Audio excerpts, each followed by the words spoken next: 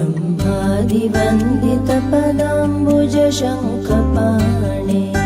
श्रीवत्सुदर्शनशुशोभितदिव्यहस्त कारुण्यसागर शरण्यसुपुण्यमूर्ते श्रीवेङ्कटेश